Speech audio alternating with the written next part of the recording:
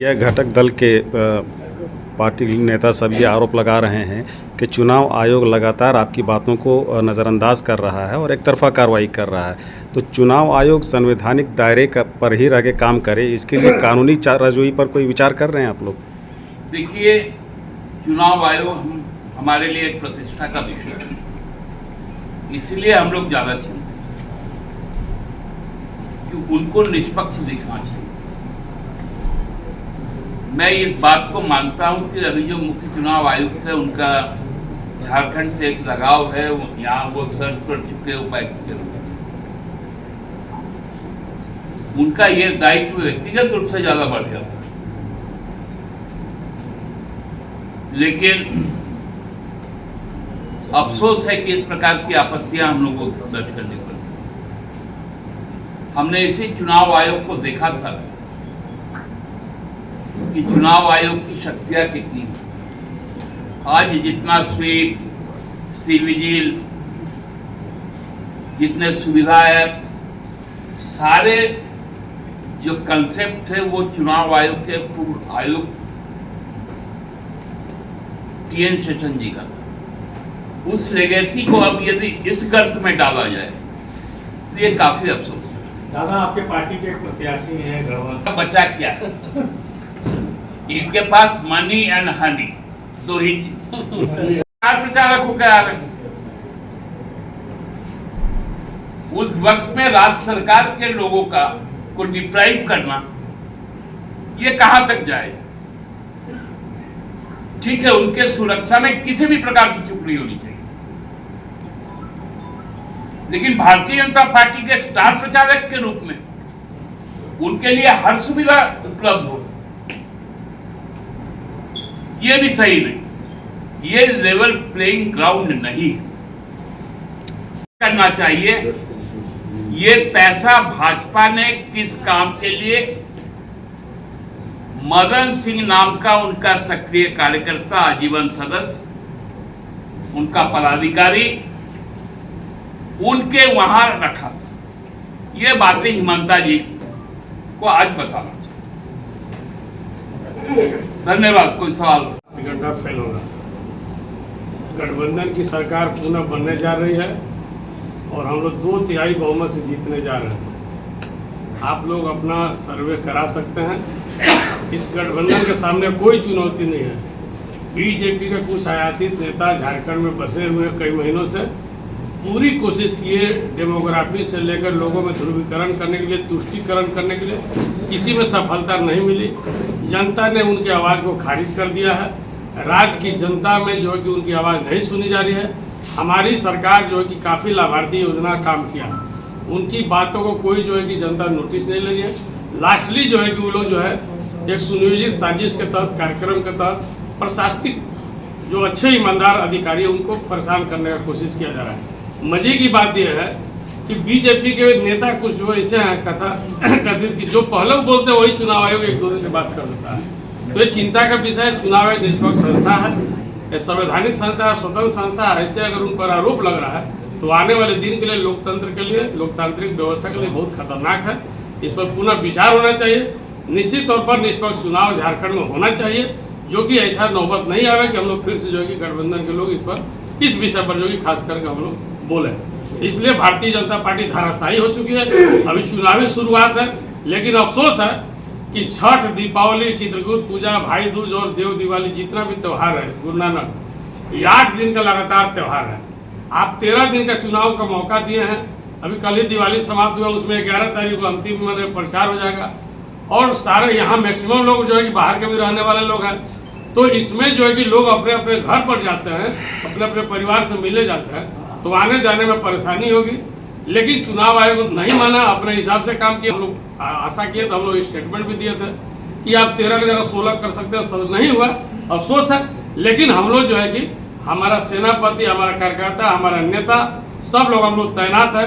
हम लोग कोशिश कर रहे हैं कि बीजेपी गठबंधन जो है कि दर्जन सीट भी पार नहीं कर सके। इसकी हम लोग तैयारी कर, इसलिए वो लोग बौखलाए हुए। घंटा फेल होगा। गठबंधन की सरकार पुनः बनने जा रही है और हम लोग 2/3 बहुमत से जीतने जा रहे हैं।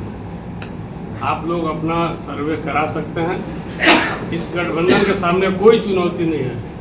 बीजेपी के कुछ आयातित नेता झारखंड में बसे हुए कई महीनों से पूरी कोशिश किए डेमोग्राफी से लेकर लोगों में ध्रुवीकरण करने के लिए, तुष्टीकरण करने के लिए, किसी में सफलता नहीं मिली। जनता ने उनकी आवाज़ को खारिज कर दिया है। राज्य की जनता में जो है कि उनकी आवाज़ नहीं सुनी जा रही है। हमारी सरकार जो है कि काफ़ी लाभार्थी योजना काम किया, उनकी बातों को कोई जो है कि जनता नोटिस नहीं ले रही है। लास्टली जो है कि वो लोग जो है एक सुनियोजित साजिश के तहत, कार्यक्रम के तहत प्रशासनिक जो अच्छे ईमानदार अधिकारी है उनको परेशान करने का कोशिश किया जा रहा है।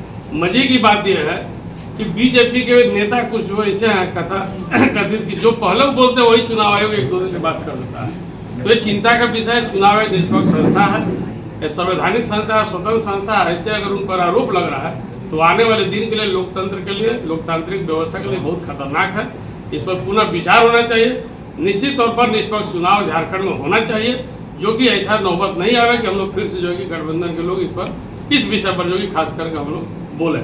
इसलिए भारतीय जनता पार्टी धाराशायी हो चुकी है। अभी चुनावी शुरुआत है, लेकिन अफसोस है कि छठ, दीपावली, चित्रकूट पूजा, भाई दूज और देव दिवाली जितना भी त्यौहार है, गुरु नानक, ये 8 दिन का लगातार त्यौहार है। आप 13 दिन का चुनाव का मौका दिए हैं। अभी कल ही दिवाली समाप्त हुआ, उसमें 11 तारीख को अंतिम प्रचार हो जाएगा।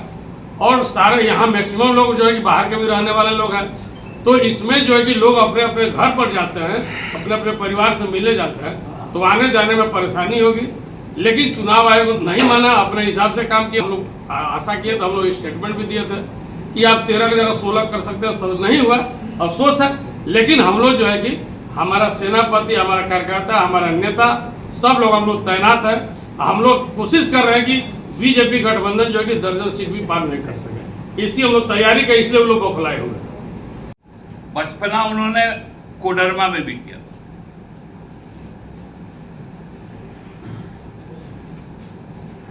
मूल बात जो ये है कि चुनाव आयोग एक पक्षीय कार्रवाई कर रहा है। उनका साठगांठ स्पष्टतर दिख रहा है। वो नहीं चाहते हैं कि भारतीय जनता पार्टी के खिलाफ जो संयुक्त गठबंधन है इंडिया का, वो मजबूती के साथ चुनाव लड़े, क्योंकि हम सिद्धांतों पर चुनाव लड़ना चाहते हैं। और इसलिए आज आप लोगों को यहां पर बुलाया। हमारे साथ हमारे गठबंधन के भी लोग हैं, ये भी अपनी अपनी बातें कहेंगे। और उसके बाद यदि किसी का कोई सवाल होगा स्पेसिफिक किसी से, तो वो आप लोग जरूर पूछ लेंगे। मैं भारतीय राष्ट्रीय कांग्रेस के दीपू जी से कहूंगा कि वो अपनी बात करें। निशिकांत दुबे जी ने इन दो व्यक्तियों पर लोकसभा चुनाव के दौरान कुछ आरोप लगाए थे। तब चुनाव आयोग ने यह कार्रवाई की थी। एक प्रत्याशी के रूप में स्वाभाविक है कि कोई किसी पदाधिकारी पर यदि भरोसा नहीं करे तो उसको उस चुनाव में नागा रहने दिया जाए। तो हमने उस पर कोई आपत्ति नहीं। लेकिन अब निशिकांत दुबे जी न प्रत्याशी हैं, न किसी प्रकार का आवेदन किया, तो केवल और केवल ये बातें स्पष्ट है कि आदिवासी और दलित भाजपा के टारगेट, उनको महत्वपूर्ण पदों से हटाया जाए। हम जब चुनाव आयोग यहां आए थे, हम लोगों ने, सभी दल ने बहुत स्पष्ट रूप से कहा था कि 15 तारीख तक हमारे यहां पर कई त्योहार पर्व, जब लोग अपने घर को भी जाते हैं। अभी संथाल प्रोग्राम में सोहराय भी चल रहा है, चित्रगुप्त पूजा भी होना है पूरे राज्य में, छठ है, गुरु नानक देव जयंती है, बिरसा जयंती है, देव दिवाली है, लेकिन साजिशन इस चुनाव को बीच में करवाया जा रहा है। जो चिंता है कि अब सिर्फ इंडिया गठबंधन के घटकों का चिंता नहीं है या इंडिया गठबंधन का विषय नहीं रहे, ये कुल मिला के एक राष्ट्रीय चिंता का स्वरूप लेता जा रहा है। आम लोग जिनको पक्ष विपक्ष से उतना ज़्यादा कोई मतलब नहीं है, वे लोग भी चुनाव आयोग का कार्यशैली को लेकर के सवाल उठा रहे हैं। हमको लगता है कि हमारे डेमोक्रेटिक जो प्रणाली है, जो लोकतांत्रिक प्रणाली है, इसके लिए ये बहुत ही चिंताजनक बात है, बहुत ही दुर्भाग्यपूर्ण बात है। तो एक इस पर हम लोग ने आज जो डेलीगेशन मीट किया, तो ये एक सांकेतिक मामला है हमारी।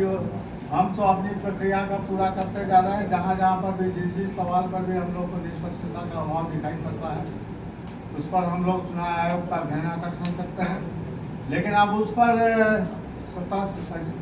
सजगतापूर्वक हस्तक्षेप करना, कदम उठाना, ये उनका विषय है। अब हम लोग तो कुल मिला के इसी प्रणाली के तहत काम करने वाले लोग हैं, तो हम इंतजार कर रहे हैं कि उनको उनके बीच में कोई बहस पैदा हो, समाज में कुछ बहस पैदा हो। अगर ऐसा नहीं होगा तो हम समझते हैं ये लोकतंत्र का भविष्य के लिए बहुत ही हानिकारक होगा, चिंताजनक होगा। तो यही है कुल मिला के। अन्य साथी जो बोले उसके साथ मैं एक विषय छूट गया था आप लोग के पास। बड़ा यहाँ पर एक चुनाव चलता था, माननीय प्रधानमंत्री जी और गृह मंत्री जी जब आते थे तो करोड़ों का जिक्र करते थे। अब बताइए, जिस पर जिक्र करते थे उस पर आयकर विभाग का कोई कहीं मामला नहीं आया, लेकिन परसों एक बहुत बड़ा मामला सामने आया एक विधानसभा में, वो भी एक विधानसभा का एक प्रखंड के लिए 125 करोड़ रुपए एक स्कूल में रखा गया। उसी विधानसभा में एक और स्कूल है और यूनिवर्सिटी भी है। यदि स्कूल में 125 है तो यूनिवर्सिटी में कितना रखा हुआ होगा उसी विधानसभा क्षेत्र में? आप अंदाजा लगा लीजिए धनबल का। जिस स्कूल में हर ट्रांजैक्शन, बच्चों का जो ट्यूशन फीस है, बस किराया है, वो सारे ऑनलाइन जमा होते, वहां 1,14,00,000 रुपए मिलने का क्या स्रोत है? और जब कांग्रेस के एक सांसद के घर से जब और उनके पूरे बिजनेस हाउस में जब पैसा मिला था तो प्रधानमंत्री जी ट्वीट किए थे, माननीय प्रधानमंत्री जी, आपका एक कार्यकर्ता के स्कूल में एक प्रखंड में खर्च करने के लिए यदि 1.25 करोड़ रुपए है